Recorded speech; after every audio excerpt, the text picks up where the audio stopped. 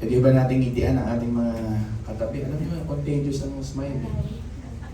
Sabi nga, a cheerful heart will prolong our life. Yung talaga translation. Kaya pag masaya ka, ibig sabihin titiwala ka sa Diyos. Tama? Cheerful heart. Kaya, yung dibdib ko medyo, galing ako sa praise and worship. Medyo malakas pa. Pero, taawa ng Diyos ay samahan niya tayo. Salamat po sa mga naging speaker natin, yung mga kababaihan. From Monday, tinalakay natin yung fruits, di ba? Hanggang dun sa Friday, yung we have the point na tinalakay ni Ate Ann. Wednesday, yung makikita natin yung darkness ng papunta ni Jesus Christ sa cross through Judas. Kay Candice naman yung Thursday, yung pinalakan niya yung washing of feet. Kung ayaw niyo magpahugas naman yung paa, wala akong ugnayan sa inyo, sabi ng Panginoon. Yung ayaw masabihan, wala ugnayan sa inyo ang Panginoon. Mabigat yun. At yung Tuesday, tinalakay sa atin ni Ate Rose, yung patungkol din sa mga bunga-bunga ng ating mga buhay. At salamat kay kapatid, nasa likod ka, babatay ng bata. Na-resurrect, nabuhay na muli ang ating kapatid na si Richard. Salamat sa iyong mensahe na nagbigay sa atin ng pagdudulot ng ano. At yung kauna-unahang Sunday na tinlaki sa atin ng Kuya Elinio, ang triumphal entry. Alam niyo po, pag pinag-aralan niyo yung isang buwan, sa totoo lang, isang buwan alam ko yung record ng ginawa ni Jesus Christ. Sabi nga ni Ate Ando sa message niya, almost 3/4 of the gospel ay ang nakasulat ay yung last week, Passion of last week. At totoo po yun. If you study Matthew, Mark, and John, Matthew, Mark, Luke, and John, talagang yung halos ng laman nun, yung Passion of the week, yun ang laman nun, kinikwento lahat yun. Kaya napakaganda. Sa umagang ito ay tatalakayin naman natin yung Ascension. Ito yung finality. Kadalasan, ang mga Romano-Katoliko hanggang Biyernes Santo, tatapos na hanggang pagkabuhay. Sa ating mga reform, from triumphal entry to Ascension, dapat natin talakayin. Alam niyo po, ang Ascension parang meeting place of the ministry of our Lord Jesus Christ. Listen, ano tayo. Ang ministry ni Jesus Christ, as you study even in the hint sa Lord's Prayer, nakalagay dito, sabay-sabay nga natin kung kabisado ninyo. Ano gusto niyo, Tagalog o English? Our Father, 1, 2, 3, go. Our Father, who art in heaven, hallowed be thy name. Your kingdom come, your will be done, on earth as it is in heaven. On earth as it is in heaven. Alam niyo, originally, ang ating Panginoon Kristo, nung lalangin niya ang sanlibutan ito, kasama ng Ama, ay yun ang original place niya eh. Sa langit siya. Diba? Yan talagang original design. He is a self-sufficient God. Ang ibig sabihin ng Adonai ay plurality of God. Ibig sabihin ng plurality ay madami. Pero singular when it represents yung word na Adonai. Kaya nga lalangin natin, doon pa lang sa umpisa meron ng tinatawag na iurong yung ating kwan, ano? Yung sa umpisa meron ng tinatawag na Triunity of our God. So yung Triunity of our God, nasa langit ng Panginoon, to make the story short, nagkasala ang tao, so kailangan ng solusyon ng Diyos. So ang solusyon ng Panginoon, at ito nga yung first ministry, ay tinatawag na ministeryo ng ating Panginoon dito sa lupa. Yun yung kanyang pagkakatawan. I will entitle sa umagang ito, yung mensahe ng Panginoon ito, na Ministry of Christ on earth and on heaven. For 33 years ay nagministeryo ang ating Panginoon at nandito na siya sa finality ng Ascension. Reviewin niyo yung Ascension, Gospel buong buo. Binanggit ni Ate Ann kanina, habang binabasa yung sacrifice ni Jesus Christ, yung 40 days na nakita nyo, ibig sabihin nag-resurrect si Jesus Christ, yung mga hirap ni Jesus Christ sa mga early verses, and the convincing works of Christ. Ibig sabihin dito, nagkakaroon ng Panginoon dito ng emphasis. Kasi kaya siya nag 40 days, nag-practice kasi nito ng mga Romano Katoliko, may 40 days na hindi pa umalis, meron din silang ganito. Pero actually, focus on our Lord Jesus Christ lamang yun. Hindi yun sa mga kaluluwa ngayon na baka kayo may naniniwala pa pag namatay, 40 days pa nandun sa paikot-ikot yung kaluluwa niya sa kalukuhan yun. Once and for all, Hebrew 9:27, pag namatay tayo, ay judgment kagad. Punta ka sa presence ni Christ o doon sa impyerno. Kaya dito, si Christ lamang yun. Yung meron tinatawag na 40 days na hindi nagwa-wonder, kundi nagbibigay ng emphasis. At ang emphasis niya dito, listen carefully, ay dito sa una, yung point natin, the ministry on earth. Yung binibigay niya dito yung tinatawag na order, our obligation, and our operation. The ministry on earth, order, obligation, and operation. The ministry on heaven is our adoration, affection, and preparation. Pakadaling tandaan. Dalawa lang yung point ko na tinatalakay ko sa inyo. Ministry on earth is the order, the obligation, and the operation. And the ministry on heaven is the adoration, the affection, and sinabi ko uli, adoration, affection, and preparation. Tatalakayin ko sa inyo. Dito nag-meet, kumbaga mayroong mga planuhin ng Panginoon dito sa kanyang kingdom. So, na-meet ito dito sa Ascension na sabi ng Panginoon, I will, aalis na ako. Pag-akyat, sabi sa Tagalog, aakyat na ako sa original na pinanggalingan ko. At yung gagawin ko, ay gagawin niyo. Kaya nga sabi rito, Book of Acts. Sa totoo lang, yung salitang Acts, gawa lang ng tao yung title na yan. Acts. Ito ay mayroong 50 feet na haba. Kasi ang Book of Luke, 35 feet ang haba niya, yung scroll. Ito, 50 feet. Pag pinag-aralan nyo, ito po ay sinulat lang ng mga ating mga panahon ng mga scholar para meron tayong Acts of the Apostle. Pero pag binasa niyo po ito, it is the Acts of the Holy Spirit. Why? Pastor, bakit mo sinasabi ito? 56 times na binanggit dito ang Holy Spirit. Samantalang pag nireview niyo ang Corinthian and Roman, 46 times lang. Dalawang book pa. Tapos 34 times binanggit ito sa ilang panig lang ng Matthew and John. Pero makikita natin dito na 56 times. Ibig sabihin dito, may focus dito ang Panginoon na magkakaroon ng meeting place na naiiwanan niya ang kanyang mga anak, ang mga apostoles. Ang una, dito sa ministry of Jesus on earth, nagbigay siya ng order. Walang sawa ang Panginoon ang bigay ng order. Imaginein mo, these people who turned the world upside down ay binigyan ng Diyos ng order. Sabi nga ni John Mack, kung nagre-review ako isang araw sa kanyang message, paano bibigyan ng Panginoon ng order ito na ang buong mundo ay from Jerusalem, Samaria, Judea, and to the ends of the world ay mangaral kayo. Samantalang ang mga taong ito ay hindi masyadong aral. Ang mga taong ito ay ordinaryo. Pero ang Diyos nagbigay ng order. Hindi nyo nakita. Kasi walang imposible sa Diyos eh. Walang mahirap sa Diyos eh. Minsan, nagkwento ko dito para maunawaan ninyo. May isang Kristiyano na nasa aeroplano. Hindi kayo mabuti. At meron siyang nakasabay na isang napakayaman na negosyante sa business class. Itong Kristiyano ito, pinagpada. Tatapatin ko na yung Kristiyano ito, pastor. Nasa business class, kinuwento-kwento niya yung kanyang mga na-achieve sa buhay, yung kanyang mga korporasyon na hinahawakan. Yung kanyang, kaya siya bumabiyahe, pupunta siya sa kanyang malaking in-invest na isang lugar na korporasyon.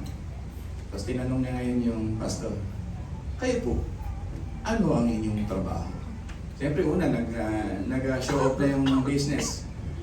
Tinanong siya, ang operation po kasi ng trabaho namin ay the whole wide world. Nagulat yung businessman. At concerned po kami sa mga tao from birth to their death. At kumikilos po kami sa kanilang mga, binabantayan namin ang lahat ng kanilang mga behavior. Yung kanilang mga patotoo. Sabi niya, ang laki naman ng hawak nyo. Lahat po ng panig ng mundo ay meron kami. At sa bawat bansa, iba, libo pa, hindi lang. Ganyan kalaki po. Pero ano yung hawak mo? Sumagot yung pastor. Church. Amen mo doon? Ano yung ba pinaka matalino nating Diyos na nagbigay sa parang ordinaryong mga tao?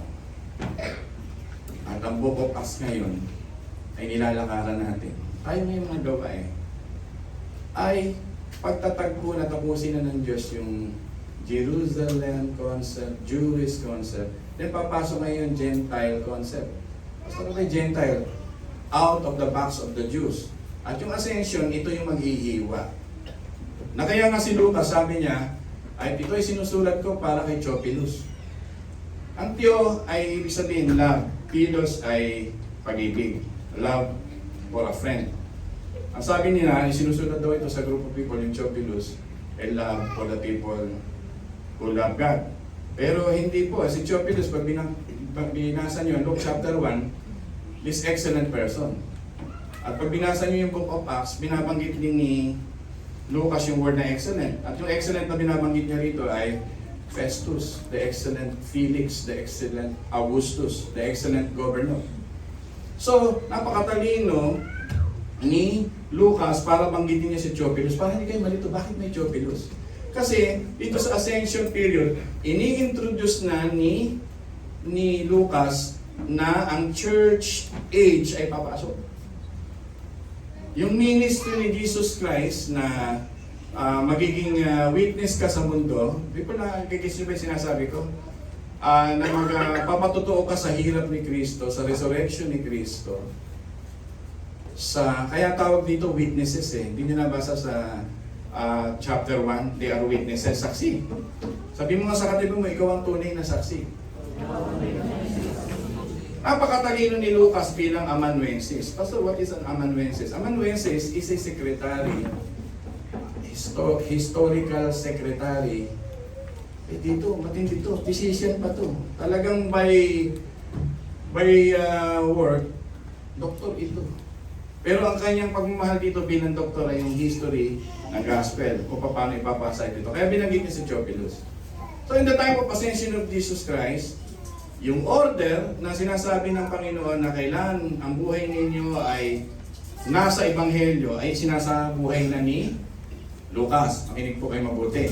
At yung si Lucas na ito ay concern para ipasa sa Gentile ang kanyang Book of Luke at Book of Acts.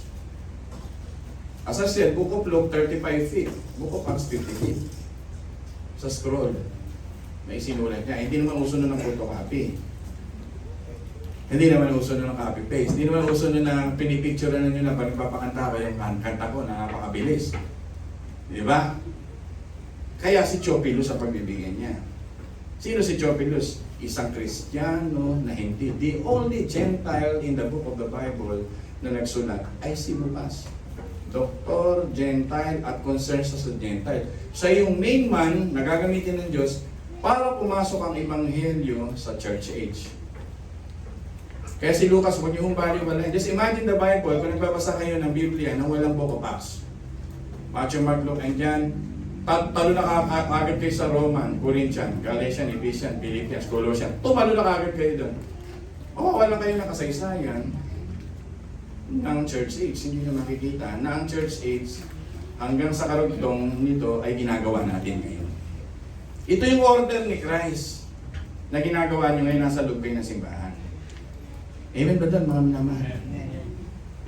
Sabi nga ni Spurgeon, pag wala ka sa simbahan, you are like a stray dog wandering around. At pag wala ka sa visible church ng kapatiran. Kaya salamat sa inyo na nagmamahal sa ganito. Kasi you are practicing what really matters in the kingdom of God. Yun yung order. Pastor, ano mensahe tumbukin mo dito sa order? Gagawin mo rin yung ginagawa ng ating Panginoon na iiwan niya yung trabaho niya sa mga apostol. Hindi ka pwedeng mga tuwira na mahina lang ako, hindi ko kaya. Ordinary people nga yun, that they turn the world upside down. At nagbunga ito sa mga buhay natin. Yan ba ito? Hindi ka hihinto sa pagbabahagi. Sino makatabi mo? Kahit saan. Hindi tayo parang Romano Katoliko na lumipat lang dito sa simbahan. Nagtaas ng kamay, born again na. Hindi yun. Kumakanta tayo malugtog, pero dapat nagbabahagi, nagpo-proclaim din na ating bitin. Sa ating mga kasambahay, sa ating kapitbahay. Ipag-pray nyo yun. Gamitin nyo yung mga Facebook sa mga ganitong bagay. Kausap ko ba kayo, mga minamahal? So, this is the order of Christ. This is the church of our Lord. Just imagine, binigay ng Panginoon yung order. Then, this is our pangalawa, obligation. As our this obligation, this is our duty. To remember the ascension, dito nagsalita ang Panginoon, remember ascension, the book of Matthew, masyado siyang popular na verse, Matthew 28. Ano sabi ng Panginoon habang nag-a-ascend siya? Ano sabi niya? Nilireview ko kayo. Ano sabi ng Panginoon habang siya may ascension? Ano binibitawan ng salita? Go into all the worlds and preach the gospel, disciple them in my name. The Father's name, name of me, and the Holy Spirit. Turuan niyo sila. This is the very reasons of our existence. Ano minamahal? Hindi ka niligtas ng Panginoon para lang mabuhay sa mundong ito dahil mamamatay. This is the very existence ng mga Kristiyano. Ano minamahal? Ito po ito. Hindi ka pwede naging born again na wala lang. Masaya doon, may joy doon. Yun yung work ni Jesus Christ na meron tayong obligation, iniwan tayo. I-share natin yung suffering, resurrection,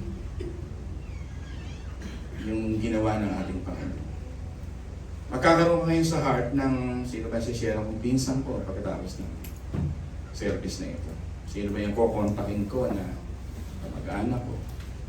Purihin ng Panginoon, hindi natin kailangan ng mga bayan na katulad ni Apostle Paul to lead the way sa Roman road. Kasi yung Book of Acts, Roman road na ito. Kinikwento niya na si Apostle Paul to the Gentiles.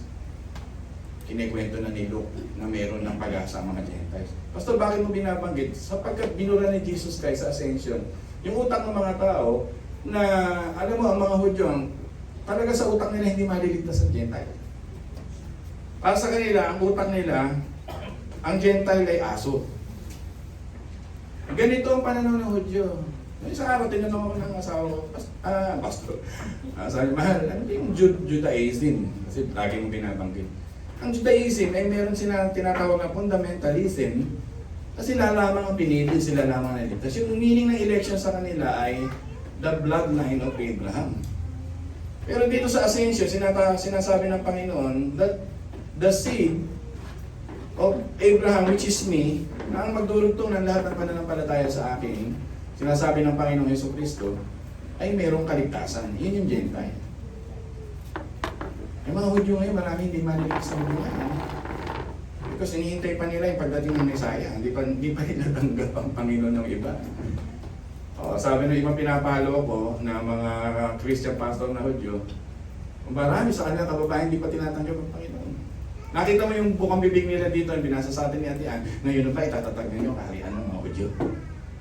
Diba? Binasa yan, nasa Acts chapter 1. Ibig sabihin, meron na silang political side that in that very moment, naku, buhay ang Panginoon na nagkatawang tao, nakita namin, nasaksihan namin, nagkakaroon ng ascension ito.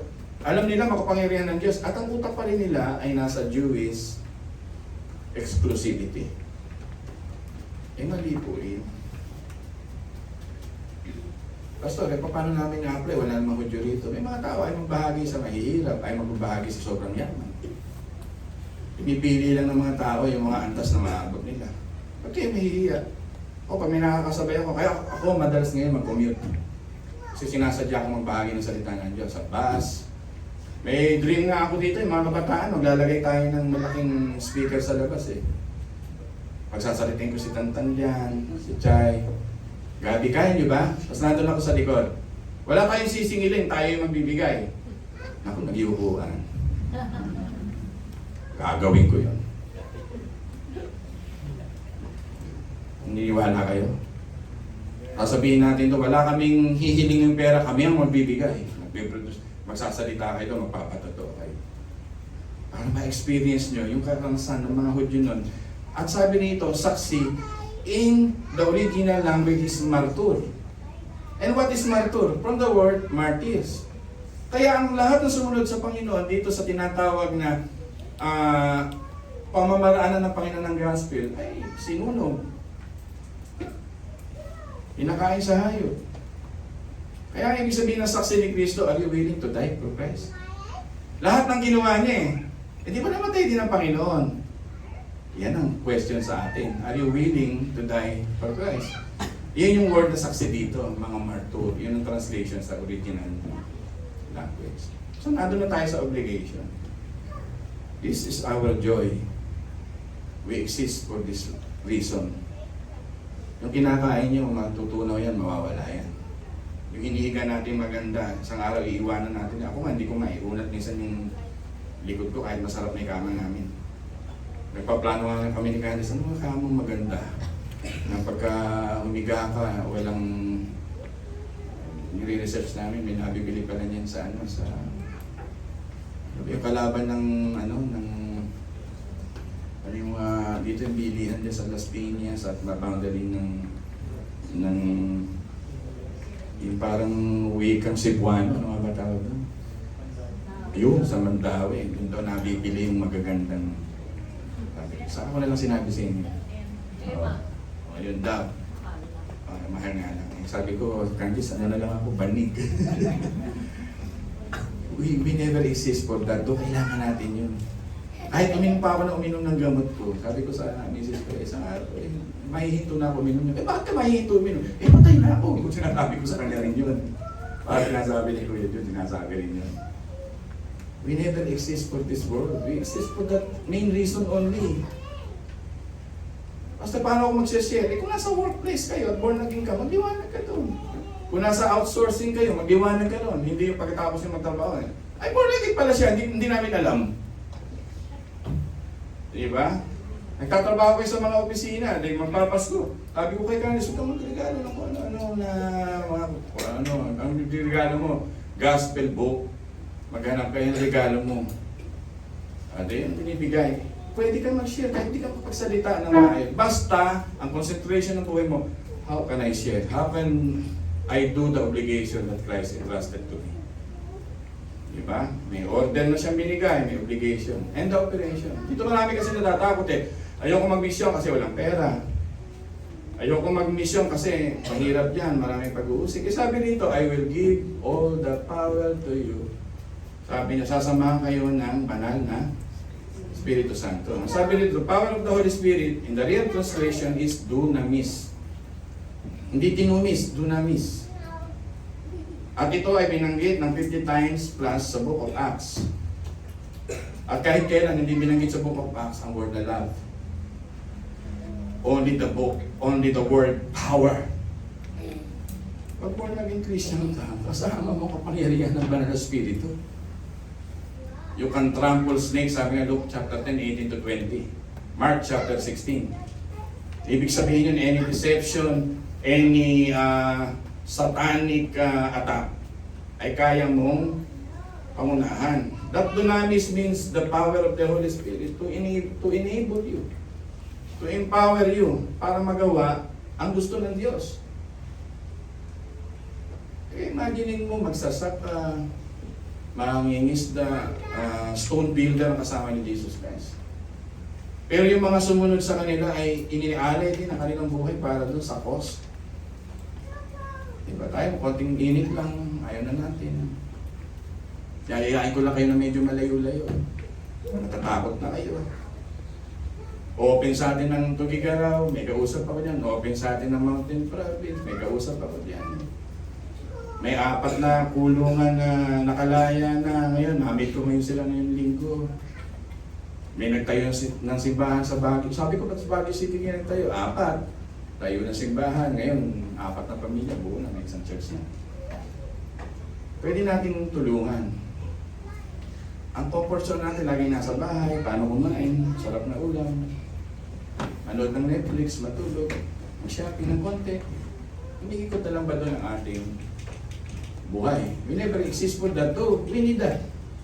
Kasi sabi sa Matthew chapter 6, ito ay huwag mag-dominate sa inyo. Anong susuot ko? Anong titirhan ko? Anong kakainin ko? These things dominates the minds of the unbeliever. Sabi nga ng Panginoon sa Matthew chapter 6. People listen. Alam ko, maraming pangarap pa sa inyo iba. Ha, Pastor, habang sa script, nagkikwento ka ng ganyan. Ang pangarap ko, ganito pang gagawin ko. Nothing wrong. Pero this is the very existence na ating mga. Ando pala tayo sa perspective na the ministry of our Lord Jesus Christ. Pastor, paano gagawin ko? Ito yung life story mo na nakuha mo through the power of the Word of God. Ikwento mo.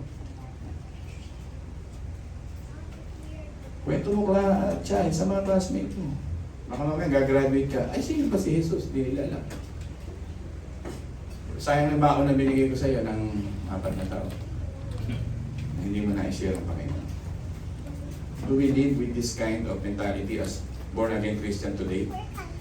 Ang layo ng differences ng born-again noon at ngayon. Sana, dito sa church, kinakausap tayo ng Panginoon. Yes, Lord, this is the very reason of my existence. To share the gospel. Diba? May makikinig kung mayroong mangangaral. Kaya walang nakikinig, wala naman nangangaral, walang pumupunta.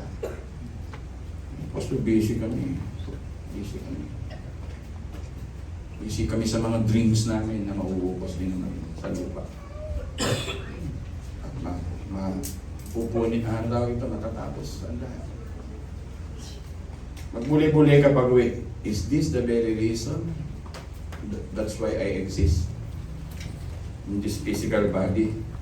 Hindi nga inintindi ng Panginoon ito nagkatawang tao siya at inialay niya para matubos ang kanyang mga anak. So tapos na tayo sa order, tapos na tayo sa obligation, and the operation, hindi tayo mawawala ng kapangyarihan kasama natin Spirit Son. And the ministry of Christ in heaven, the second point na pag-usapan. At Pastor, anong gagawin ng Panginoon? Una, let's adore Him. Why do we need to adore our Lord Jesus Christ? Imagine mo, physically, ang hawak lang niya Jerusalem. Di ba? Ang hawak lang niya Judea. Malayo-layo na yung boundary ng Samaria, Galilee. Pero ngayon, siya ay nagpunta na sa buhay na walang hanggan. I-intercede for us. If you read Romans 8, Romans 9, or Romans 11, ang namamagitan sa tao at sa Diyos ay ang ating Panginoon Kristo. Pastor, bakit natin kailangan i-adore ang Panginoon? Let's set our affection to the things above. Sino ba yung nasa above? Mga kapatid, sino ba yung nasa above? Sitting at the right hand of God. Oh, edi tama yung versikulo. Let's set our affection to the things above. Sino ba yung nasa above? Kaya nga, ang ascension ay hindi natatapos ang gawain ng Panginoon at pagsamba. Hanggang ngayon, i-adore mo ang Panginoon, set mo yung affection mo sa Kanya. Sapagkat nag-i-intercede ang Panginoon hanggang ngayon. Hindi ho si Mama Mary ang intercession. Kailangan ko magsalita ng ganito, yung mga Pope namatay, hindi ho si Pope ang nag-i-intercede sa atin. Marami kasing mga Katolika na punta talaga doon, may yaman. Lalo yung mga taga-Glorious in our northern part, na talagang sarado kandalan nilulunok ang mga susing mayayaman na punta doon. Para lang makita yung ataol ni Pope, dahil magbibigay daw yun ng kwerte. Alam niyo ba kung bakit tayo lagi dinadalaw ng Pope dito sa ating church? Ay, church. Dito sa ating bansa. Dahil tayo ay one of the great supporter of the world sa Vatican. Tama nga si Kuya John, maraming mahihirap na Pilipino sapagkat ng mga pera ay napupunta doon. While they are dressing so magnanimous in their dress, ang mga suot, kagaganda. At ang pangako nila, we will intercede. Kailangan mo pa ba na, kayo ba'y pumupunta pa sa pare para magsisik ng kasalanan mo? Gumagawa pa ba sa inyo ng ganito? Kailangan ko sabihin baka sa meron pa Baka kasi nire-review ko hindi na kasi ang Diyos nag-intercede na. Ito na ang gawain ng Panginoon kaya siya nagpunta sa langit. Tinitingnan niya ang kanyang mga anak, nag-intercede yan on behalf. Ito yung ama niya, katabi niya, ako ang ama, tingnan mo ako sa aking anak. Kaya ang tingin ko sa inyo, bilang mga kapatiran, ay Saved by grace. Sabihin mo nga sa katabi mo, you are saved by grace. Pag ako tumingin sa inyo at tatantingin ko sa inyo, kayo lang, magagalit ako, sasama loob ko. Pag tiningnan ko kayo, kayo lang, magkakaroon ako ng mga tinatawag na interpretasyon sa buhay mo. I-discern kita. Babasahin ko ang buhay mo. Yan ay gawain ni Satanas. Pag ikaw ay believer at nasa Panginoon ka, tinitingnan mo ang kapatiran mo na namatay si Kristo para sa Kanya. At dito, maitataas mo ang ngalan ng Panginoon. Intindihan niyo yun? Mawawala ang judgment sa church. Mawawala ang mga split sa church. Sapagkat ang tingin nila sa Panginoon, sa mga kapatiran ay ang Panginoon. Iyon ang gawa ng intercessor. Kaya pagka si Candice, halimbawa, nagtalo kami, sasabihin ko sa kanya, uy, pinatawad din ako katulad mo. Intindihan niyo ibig sabihin, you will accept, you will love, you will embrace your brothers because of that ministry of Christ that He is our intercessor. Because He represents me and you. Good news po yun, kaya hindi natatapos ang ministeryo ni Jesus Christ, nagre-represent siya hanggang ngayon. Kaya huwag mong titingnan na yung kapatiran na parang napakaruming putikan. Namatay si Kristo na nawag sa lupa para iyon bayaran. Amen. Kaya makukonsider mo yung kapatid mo in the right interpretation, consider other better than yourself. Why? Because that other, Christ, is living with you. Hindi dahil mataas ng pinag-aralan, edukado, mayaman yun. I think he is higher than me. Wrong interpretation. The correct interpretation, why others are better than me? Because Christ is living with them. Ngayon, pag tinignan ka rin ng kapatid mo na ganun din, Christ is living with him, with her. Mabubuhay tayong masagana. And that's the work of intercession. Lumalago ka, naunawaan mo ang ibig sabihin ng kaya. Amen po. So, tapos na tayo dito sa pinag-uusapan nating adoration, affection, and preparation. Lastly, of the point, the ministry of Christ on heaven.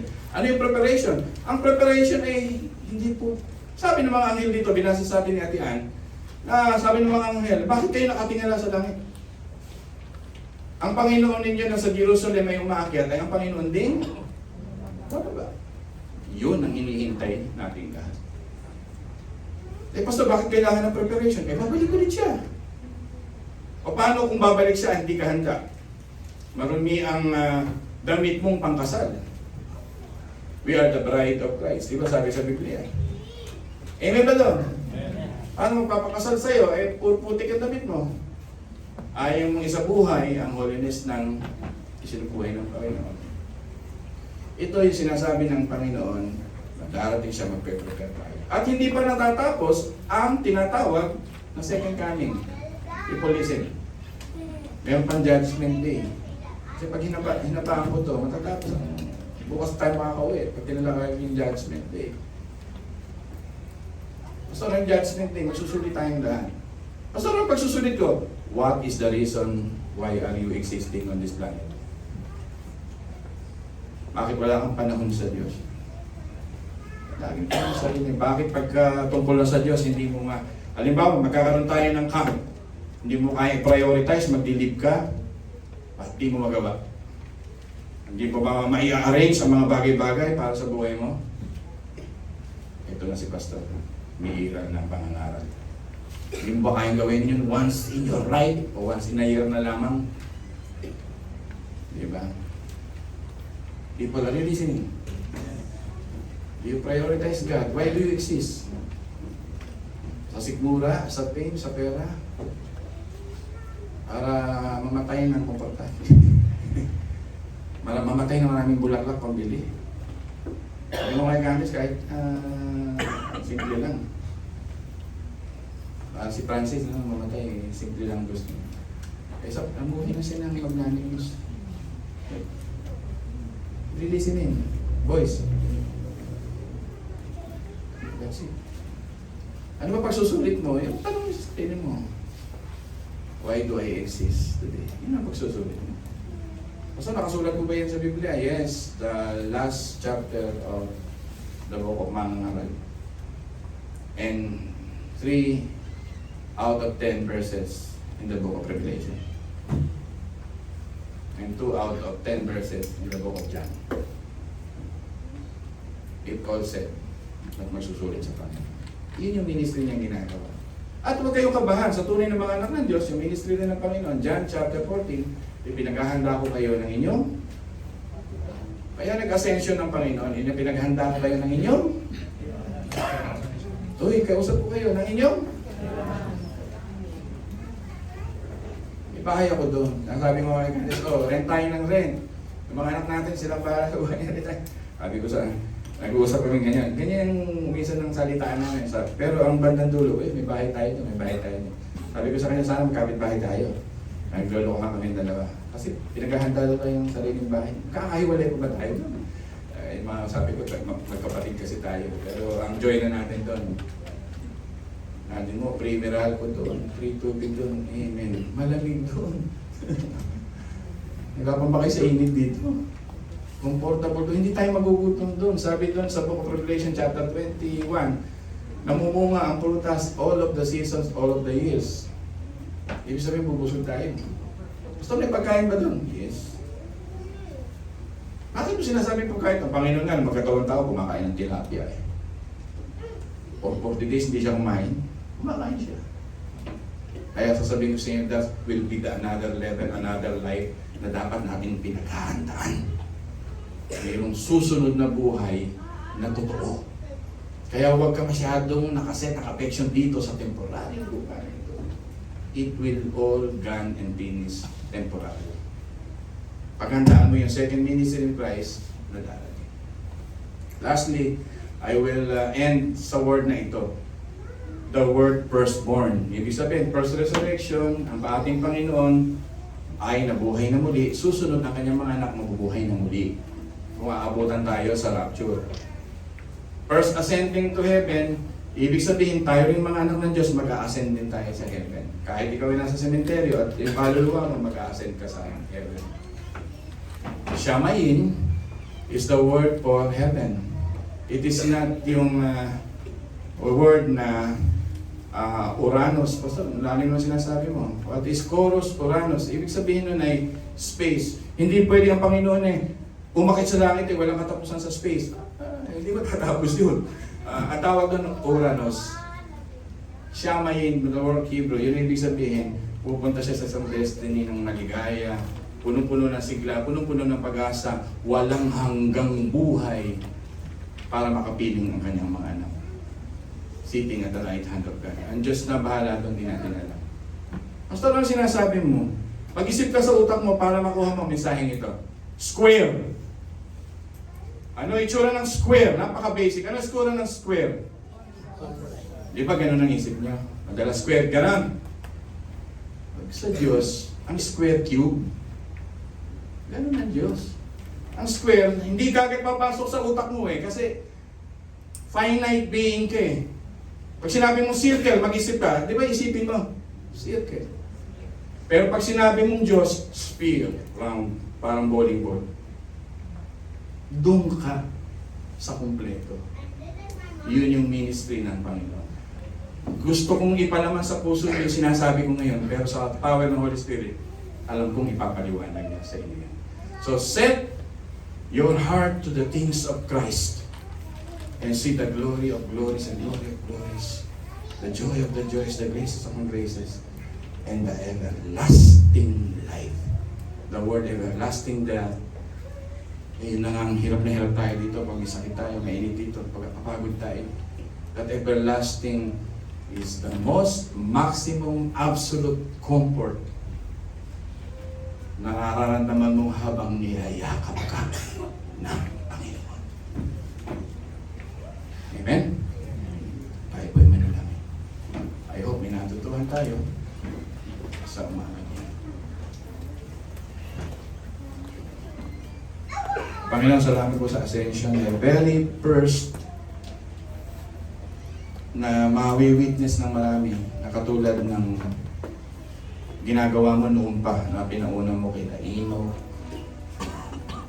na meron ka talagang ganitong activity. Apakalinaw that you are the King of Kings and the Lord of Lords, sapagkat bago ka mag-ascend, the legions of angels are beside you, Panginoon. Nakabantay ang lahat ng mga anghel sa pagbalik mo sa iyong tahanan. At nangangako at sila lang nagsasalita, bakit nakatingin kayo mga tao sa lupa? Bakit kayo nagdaranda? Bakit kayo may mga pagod at hinanakit? Bakit kayo may mga hirap? Bakit kayo may mga reklamo? See the glory of glories, that one day everlasting with your Master and Savior. Yun ang nais-iwan niya sa amin. Panginoon, kinukuha mo pa lang ang isang mananampalataya. Dito pa lang sa lupa, pagka punong-puno na ng puso tungkol sa Diyos. Katulad ni Esteban na binabato siya. But that joy, that smile, kaya inaccept mo ang soul ni Stephen dahil punong-puno ang kanyang puso ng Diyos, ay hindi niya natingnan ang mga bagay dito sa lupa. Even in the moment of martyrdom, because you empowered him. Panginoon, life is above mediocrity. Tulungan mo kaming to see beyond this physical world. Open our hearts to see what in the other side. Na naghahanda ang aming mga puso at dito pa lang, magiliw na kami nagmamahal sa isa't isa. Magiliw na kaming nananampalataya sa makapangyarihang Diyos.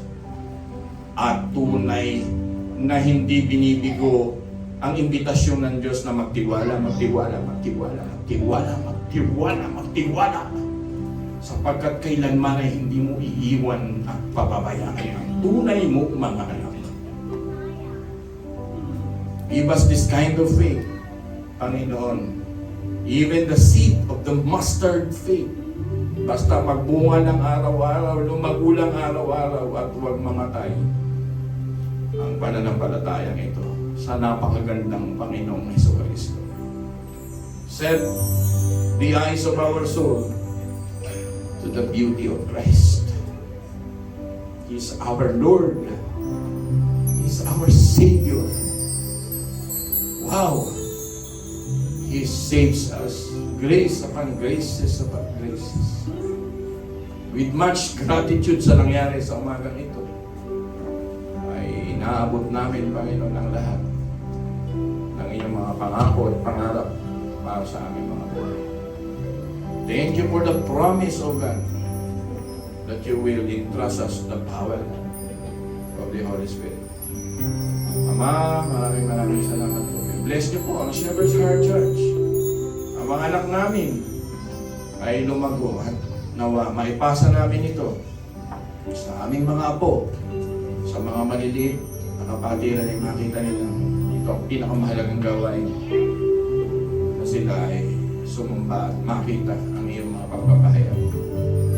Thank you, God. In the mighty name of Jesus, we pray ang lahat ng kanyang mga anak ay magsabi na